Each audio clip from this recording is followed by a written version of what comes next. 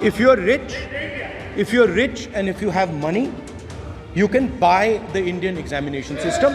And by the way, and this is the same feeling that the people in the opposition have. बिना ये मंत्री जी रहेंगे तो न्याय नहीं मिलेगा बच्चों को। बजट सत्र के पहले दिन ही लोकसभा में नीट का मुद्दा जोर शोर से उठाया गया। विपक्ष ने पेपर लीक के मुद्दे पर शिक्षा मंत्री धर्मेंद्र प्रधान को ऐसा घेरा कि वो विपक्ष के सवालों का सीधे सीधे जवाब देने से बचते नजर आए और 2010 के आंकड़ों की बात करने लगे।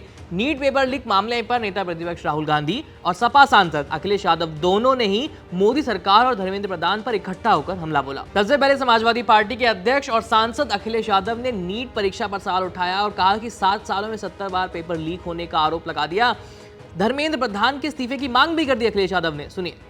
अध्यक्ष महोदय, ये सरकार किसी और का रिकॉर्ड बनाए ना बनाए, लेकिन पेपर लीक का रिकॉर्ड जरूर ये सरकार बनाएगी। अध्यक्ष महोदय, मुझे इसके बैकग्राउंड में नहीं जाना है कि पूछें। अध्यक्ष महोदय, मुझे बैकग्राउंड में नहीं जाना है कि कब कैसे किस संस्था को बनाया गया है। पूरे देश के छात्र इस पे आंदोलित थे। लगातार अखबार और सीबीआई की जांच के बाद चीज़ें सामने आ रही हैं, लोग पकड़े जा रहे हैं, जेल भेजे जा रहे हैं।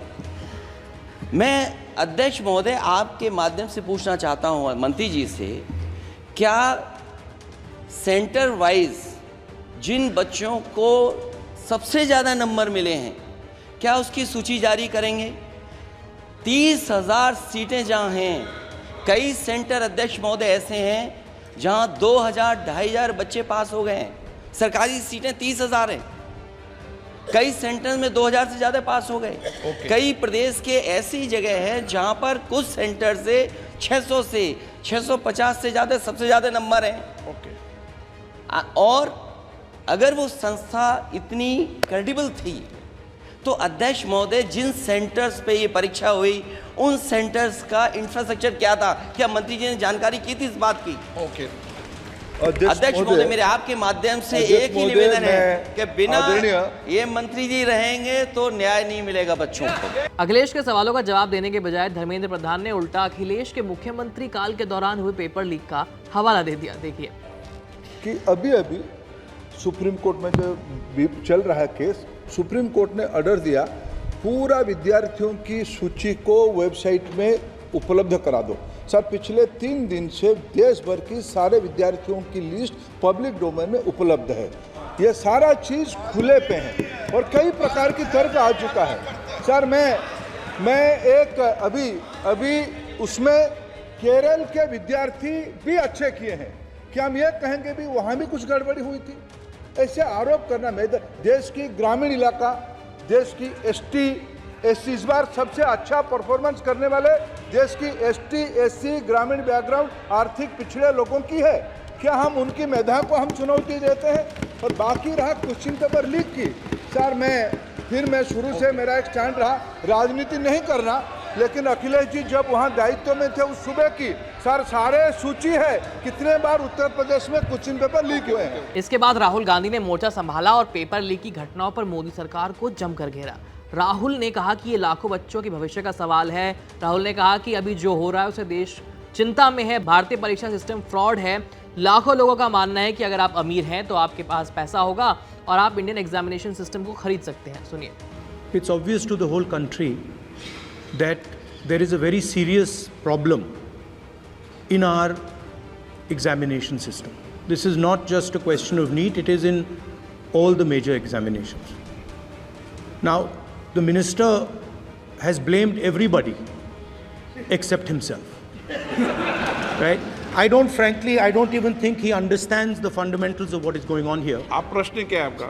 आ रहा हूँ सर, ये मैं क्वेश्चन को सेटअप कर रहा हूँ। प्रश्न पूछते हैं। The issue is that there are millions of students in this country who are extremely concerned at what is going on and who are convinced that the Indian examination system is a fraud. That is what is at stake here. Millions of people believe that if you are rich and if you have money, you can buy the Indian examination system. And by the way, And this is the same feeling that the people in the opposition have. And that is why we are asking some very simple questions to Honorable Minister. Number one, as this is a systemic issue, what exactly are you doing to fix this issue at a systemic level? Yes. That's the first question. Rahul के आरोपों पर धर्मेंद्र प्रधान क्या बोले, सुनिए। जो शिक्षा है, मेरे जो संस्कार है, मेरे जो सामाजिक जीवन है, मेरे को मेरे राज्य की, मेरे सूबे की जनता की स्वीकृति मिली है। मैं किसी की, मेरे बौद्धिक और मेरे संस्कार की सर्टिफिकेट मेरे को सारी सदन में किसी से नहीं चाहिए। देश की प्रजातंत्र में चुन के मेरे नेता प्रधानमंत्री मोदी जी को प्रधानमंत्री की भूमिका दिया है। मैं उनकी निर्णय से यहाँ उत्तर दे रहा हूँ सदन को। बाकी ये कहना चिल्लाने से सच झूठ नहीं हो जाएगा साहब। ये जो कहा गया देश की अभी की एग्जामिनेशन सिस्टम रबिश है सर, इससे दुर्भाग्यजनक बयान देश की नेता प्रतिपक्ष का कुछ नहीं हो सकता है सर। मैं कठोर शब्द से इसको निंदा करता हूँ।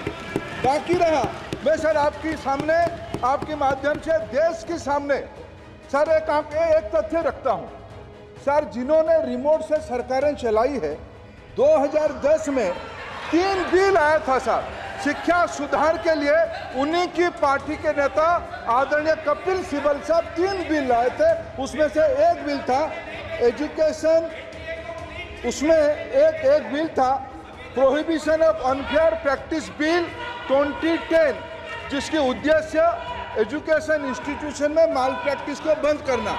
सर मेरे सरकार की हिम्मत है, अभी हमने पब्लिक एग्जामिनेशन की रेगुलरिटीज में बिल लाए, कानून बनाए।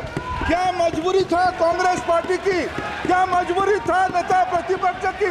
उन्होंने उस बिल को उल्टा किया, किसके दबाव में उल्टा किया?